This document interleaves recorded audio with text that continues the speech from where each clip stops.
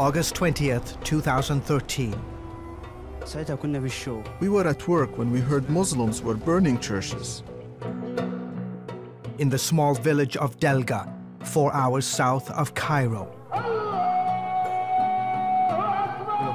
Leaders in the mosques were telling Muslims to attack Christians and kill them.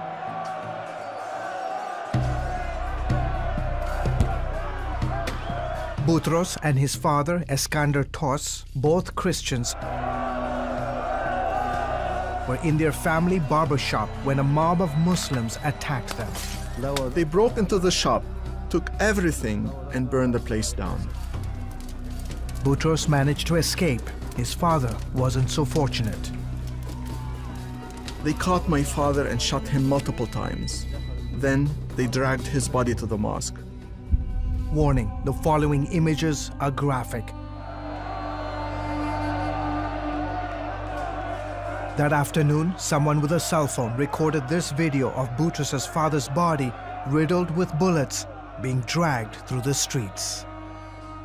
When they reached the mosque, they tied his body to a tractor and dragged him through the village again.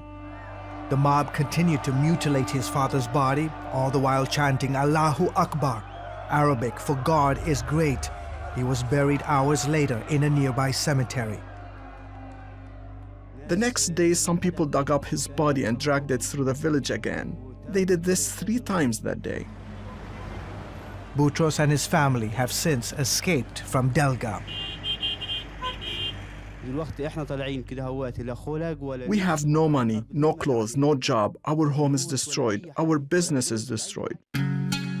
Delga is part of the Minya province, center of the worst violence against Christians in 7 centuries. 300 homes, 100 businesses, 15 churches, and about 10 Christian organizations were destroyed in my province.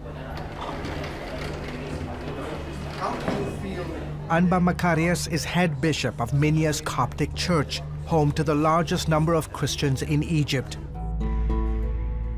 Makarios says the killing and arson attacks happened because Christians supported the removal of former Islamist President Mohamed Morsi and his Muslim Brotherhood government.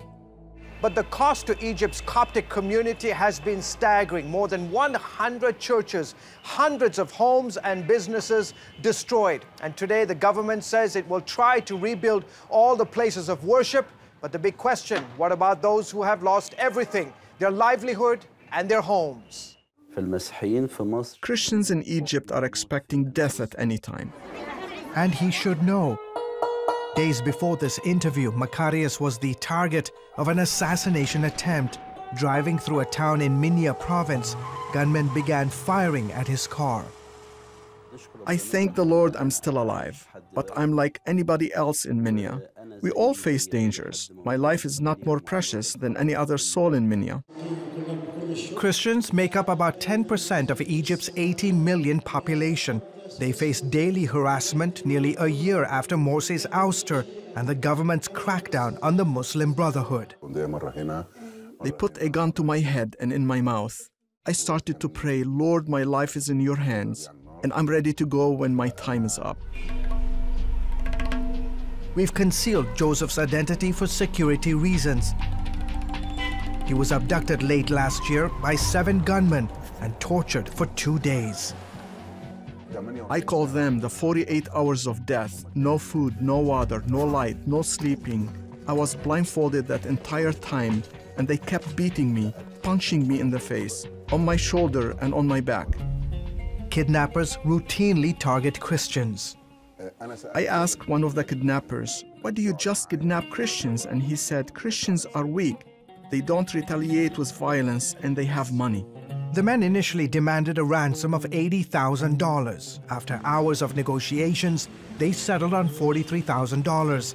Still a huge sum that Joseph says his family could not afford to pay. That's when friends from his church stepped in. I had some money in savings, but the rest of the ransom money came from church members. I cannot thank them enough for saving my life. Makarios says the security conditions have led several hundred Christian families to consider leaving Minya, but he encourages them to stay. We are telling the church that they must endure the persecution.